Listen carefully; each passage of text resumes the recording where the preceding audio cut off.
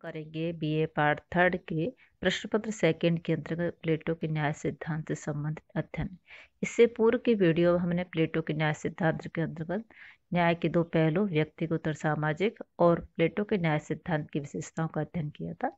आज इसी सिद्धांत के अंतर्गत हम प्लेटो के न्याय सिद्धांत की आलोचना के कुछ बिंदुओं पर प्रकाश डालेंगे। यूनान की तात्कालिक परिस्थितियों की दृष्टि से प्लेटो की न्यायिक सिद्धांत की धारणा उपयोगी थी, उसका अपना महत्व था, लेकिन वर्तमान परिस्थितियों के संदर्भ में उसे स्वीकार नहीं किया जा सकता। आलोचकों ने इस सिद्धांत को अमनोवैज्ञानिक, अव्यावहारिक, व्यक्तिनिष्ठ अनेक आधारों पर उसमें कमियां या आलोचना की है। तो कुछ बिंदुओं के आधार पर इसकी आलोचना हम स्पष्ट कर सकते हैं। जैसे धारणा न मान करके नैतिक धारणा मानना। न्याय शब्द के कानूनी पहलू को ध्यान में रखकर कुछ आलोचक ये कहते हैं कि उसका न्याय कानूनी न्याय नहीं है। यह न्याय आत्मसंयम, आत्मनिषेध आदि नैतिक सिद्धांतों पर आधारित है, लेकिन कानूनी शक्ति के अभाव में यह निष्क्रिय सिद्धांत है। व्यक्तियों की इच्छाओं और विभिन्न हितों में टकराट होने की दशा में प्लेटो का न्याय सिद्धांत अधिक कारगर सिद्ध नहीं होता है। सेकंड है व्यक्ति को राज्य का अधीनस्थ बना देना। प्लेटो का न्याय सिद्धांत व्यक्ति को पूर्णतः राज्य के अधीन कर देता है। इकाई के रूप में व्यक्ति का, चाहे वह किसी भी वर्ग का क्यों न हो, कोई विशेष महत्व नहीं माना गया है। सभी वर्गों के लोगों के हाथ पैर जकड़े हुए हैं। केवल सामाजिक अंक के आधार पर ही व्यक्ति के बारे में विचार किया गया है। नेक्स्ट है अत्यधिक एकीकरण पर बल। अरस्तु ने न्याय सिद्धांत को अत्यधिक एकीकरण की दशा में ले जाने वाला कहा है। वह व्यक्ति को राज्य के हित साधन के लिए यंत्र मात्र समझता है। वह अपने आत्मा के केवल उसी एक गुण का विकास कर सकता है जो अन्य दो गुणों से कुछ ज्यादा प्रबल हो। अतः प्लेटो के न्याय सिद्धांत पर आधारित व्यवस्था में व्यक्ति के बाकी के दो गुणों के विकास क्या होती है, अत्यधिक एकीकरण की विधि पर चढ़ा दी जाती है। नेक्स्ट है प्रजातंत्र विरोधी। प्लेटो का न्याय सिद्धांत अप्रजातांत्रिक है। इसमें एक वर्ग का राजनीतिक शक्ति पर एकाधिकार है जो अल्पसंख्यक है, दार्शनिक वर्ग जो है, जबकि दूसरे वर्ग जो बहुसंख्यक है उसे वंचित रखा गया है।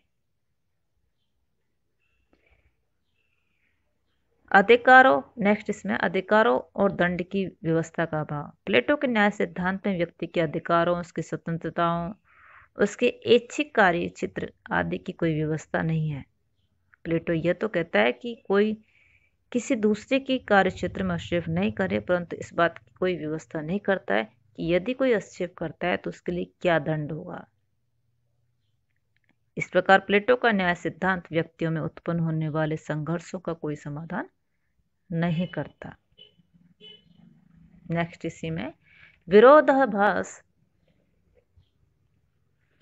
यह कहा जाता है कि प्लेटो का न्याय सिद्धांत विभिन्न वर्गों में पारस्परिक हस्तक्षेप और समानता को प्रोत्साहन देने वाला है और राज्य के तीनों वर्ग एक दूसरे के कार्यों में हस्तक्षेप नहीं करेंगे। किंतु व्यवहारिक रूप से देखें तो प्लेटो के आदर्श राज्य में राज्य के विवेक का प्रतिनिधि दार्शनिक शासक बाकी दो वर्ग, सैनिक और उत्पादक वर्ग के काम में हस्तक्षेप ही नहीं करता, अपितु कठोर नियंत्रण भी रखता है। साथ ही इस वर्ग का स्थान अन्य वर्गों की बराबरी का नहीं, अपितु और अपेक्षाकृत अत्यंत ऊंचा था। इस प्रकार हम देखते हैं कि प्लेटो के न्याय सिद्धांत में अपनी कुछ विशेषताएं भी हैं, लेकिन कुछ दोष हैं जिनके कारण इसको वर्तमान स्थिति में व्यवहारिक रूप से लागू करना संभव नहीं है। तो ये हो जाता अपना प्लेटो का न्याय सिद्धांत। आज प्लेटो के नेक्स्ट सिद्धांत के बारे में चर्चा करेंगे, वह है शिक्षा सिद्धांत। सेबाइन विद्वान कहते हैं कि प्लेटो ने राजनेताओं के मार्ग से बाधाओं को हटाने के लिए साम्यवाद को चाहे कितना ही महत्व क्यों न दिया हो, लेकिन उसका मुख्य जोर साम्यवाद पर नहीं बल्कि शिक्षा पर है। मतलब प्लेटो ने शिक्षा पर अत्यधिक जोर दिया है। रिपब्लिक जो प्लेटो के महत्वपूर्ण रचना है, उसका मूल उद्देश्य न्याय के सिद्धांत की खोज करना है, तो शिक्षा उसकी प्राप्ति का एक मुख्य स्रोत एवं माध्यम है। प्लेटो ने लिखा है कि सामाजिक शिक्षा ही सामाजिक न्याय का साधन है।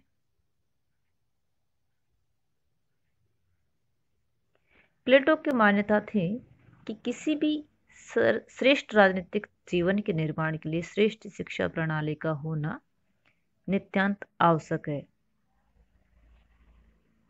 अपने आदर्श राज्य की आधार स्तंभ के रूप में प्लेटो ने शिक्षा प्रणाली को स्वीकार किया है।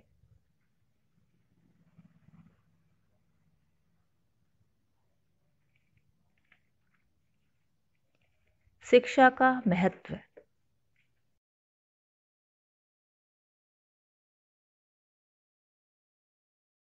कुछ बिंदुओं के आधार पर हम स्पष्ट कर सकते हैं। प्लेटो के राजनीतिक दर्शन में शिक्षा का महत्वपूर्ण स्थान है। उनकी मान्यता है कि राज्य प्रथम और सर्वोत्तम शिक्षण संस्थान है। श्रेष्ठ शिक्षा प्रणाली द्वारा कोई भी सुधार संभव हो सकता है। यदि राज्य शिक्षा की उपेक्षा करता है तो उसका महत्व नगण्य हो जाता है,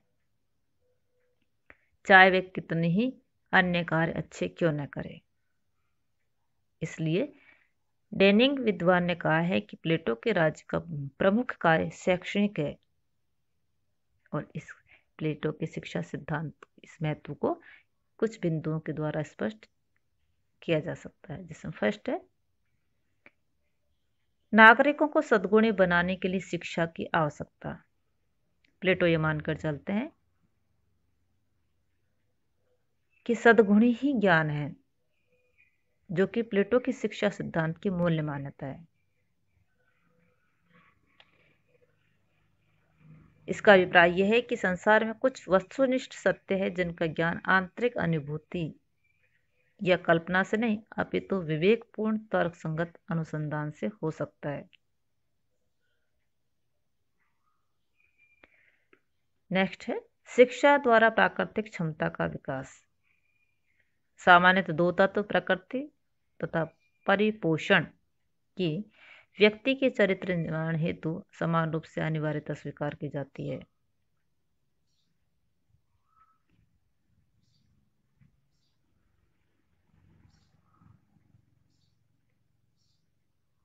नेक्स्ट है शिक्षा द्वारा आत्मचक्षु को प्रकाशोन्मुख करना। प्लेटो के अनुसार शिक्षा का उद्देश्य आत्मचक्षु को प्रकाशोन्मुख करने का है, अर्थात आत्मा में अनेक श्रेष्ठ वस्तुओं का आवास होता है। इन्हीं आत्मनिहित श्रेष्ठ वस्तुओं को बाहर लाकर उन्हें सही दिशा में गतिमान करना प्लेटो की शिक्षा का प्रमुख कार्य है। शिक्षा एक ऐसा वातावरण तैयार करती है जो आत्मा को अपने विकास के प्रत्येक स्तर पर सहायता करती है। नेक्स्ट है शिक्षा का सामाजिक पहलू। प्लेटो की शिक्षा योजना का एक सामाजिक पहलू भी है। एक सामाजिक प्रक्रिया के रूप में शिक्षा व्यक्ति को समष्टि के साथ अपना समन्वय बिठाने में सहायता देती है।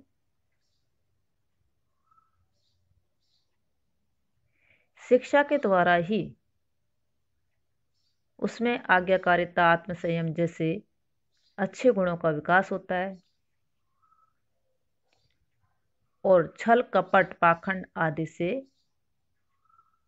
उसका बचाव होता है। नेक्स्ट है शिक्षा का राजनीतिक पहलू अर्थात दार्शनिक शासक का निर्माण। प्लेटो के अनुसार शिक्षा विषयक कार्य राज्य के कार्यों में प्रमुख और महत्वपूर्ण स्थान रखता है। शिक्षा का महत्व इस बात में है कि यह नागरिकों को उनके राज्य के नैतिक जीवन में भाग लेने योग्य बनाती है।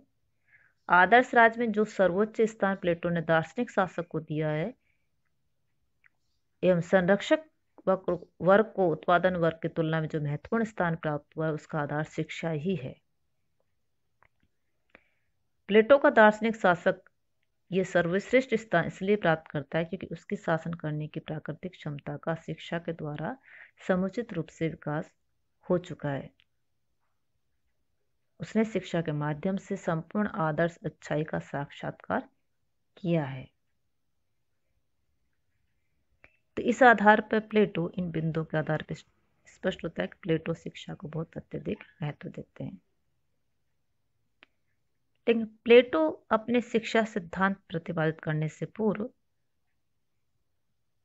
वहां प्रचलित शिक्षा की पृष्ठभूमि पर जोर देते हैं, उनका अध्ययन करते हैं और पूर्व प्रचलित जो शिक्षा पद्धतियां हैं उनको कुछ कमियों के आधार पर अस्वीकार करते हैं और फिर अपना एक समन्वयक दृष्टि के आधार पर शिक्षा सिद्धांत प्रतिपादित करते हैं। प्लेटो के समय दो प्रकार की शिक्षा पद्धतियां प्रचलित थी, पहली एथेंस और दूसरी स्पार्टा की।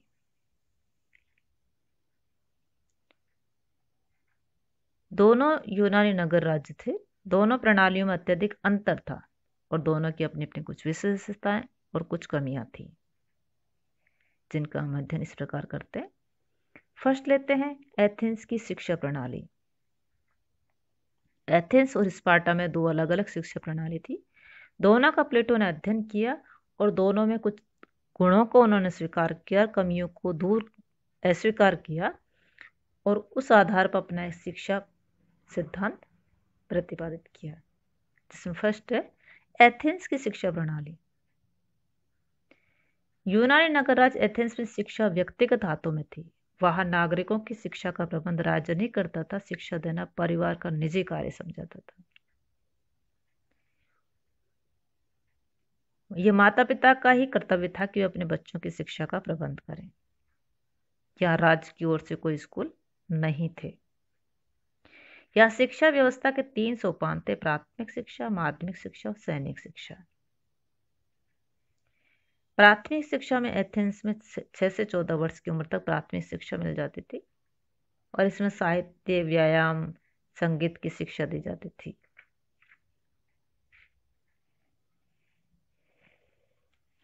चौदह से 18 तक व्यक्ति को प्राथमिक शिक्षा मिल सकती थी। ये शिक्षा बहुत महंगी होती थी, इसलिए धनाढ़ वर्ग के कुछ गिने चुने लोग इसका लाभ उठा सकते थे।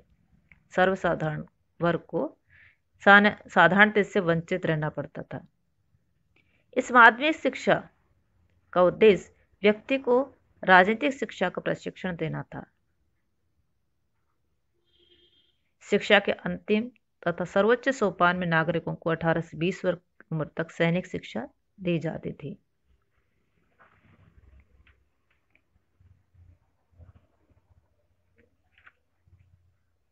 नागरिक अधिकार प्राप्ति के लिए वहां के प्रत्येक नवयुवकों को यह सैनिक शिक्षा अनिवार्य रूप से ग्रहण करनी पड़ती थी।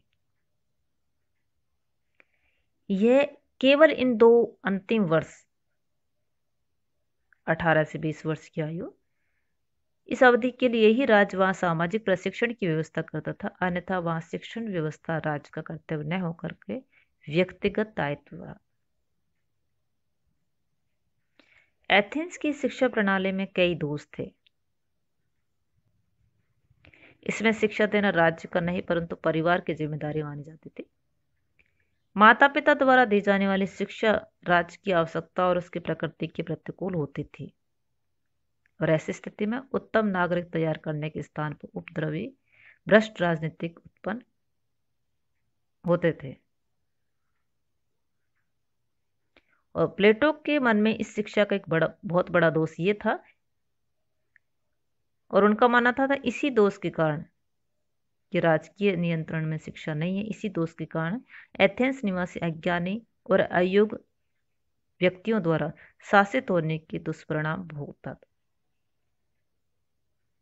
एथेंस में राज व्यक्ति को नागरिक होने की शिक्षा नहीं देता था और इसी दंड का उसे यह भुगतान करना पड़ता था कि उसके अधिकारी निकम्मे होते थे। दूसरी है स्पार्टा की शिक्षा प्रणाली। यूनान में दूसरी शिक्षा पद्धति स्पार्टा की थी। इस शिक्षा पद्धति का प्लेटो पर प्रबल प्रभाव पड़ा। इस राज्य में एथेंस से सर्वथा विपरीत प्राचीन काल से राज्य की ओर से कठोर प्रशिक्षण की व्यवस्था प्रचलित थी। यहाँ शिक्षा में परिवार का कोई स्थान नहीं था। 7 वर्ष की आयु से बालक राज्य के एक अधिकारी को सौंप दिए जाते थे और शिक्षा का मुख्य उद्देश्य युवकों को कठोर सैनिक प्रशिक्षण द्वारा वीर योद्धा बनाना था, ताकि वे देश की स्पार्टा की रक्षा कर सकें। इन युवकों की अनेक प्रकार की कठिन परीक्षा ली जाती थी। स्त्रियों के लिए भी शारीरिक शिक्षा अनिवार्य थी। पारिवारिक जीवन को राज्य की आवश्यकता के सम्मुख गौण समझा जाता था। बच्चे 7 वर्ष के होते ही परिवार से पृथक हो जाते थे और वहां की सामाजिक व्यवस्था भी राज्य की सैनिक आवश्यकता के अनुरूप थी। सभी नागरिक सामूहिक रूप से भोजन करते थे और इसका व्यय जमींदारी में दासों द्वारा कमाई जाने वाली खेती की आमदनी से भुगतान होता था। वहां यह सिद्धांत था कि कोई भी नागरिक न तो अमीर होगा न गरीब होगा। अपनी इस सैनिक शिक्षा पद्धति के कारण स्पार्टा ने एथेंस को कई बार पराजित किया। यहाँ अन्य नगर राज्यों की भांति शासन प्रणाली में अस्थिरता या बार बार परिवर्तन नहीं होते थे। इस शिक्षा पद्धति का प्लेटो पर बहुत ज्यादा प्रभाव पड़ा, लेकिन स्पार्टा की शिक्षा पद्धति में भी कई दोष थे। इसका पाठ्यक्रम संकुचित था, एकाकी था। इसमें सैनिक शिक्षा को बहुत ज्यादा महत्व दिया जाता था और साहित्यिक शिक्षा की उपेक्षा की जाती थी। अनेक स्पार्टावासी पढ़ने लिखना तक नहीं जानते थे। वो प्राचीन यूनान के प्राचीन साहित्य से अपरिचित थे।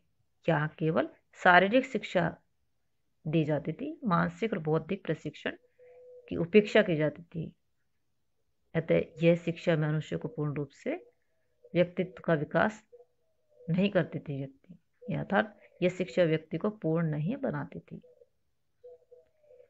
अपने आदर्श राज्य के लिए शिक्षा प्रणाली की रूपरेखा तैयार करते समय प्लेटो ने एथेंस और स्पार्टा की शिक्षा प्रणालियों के गुणों को स्वीकार किया।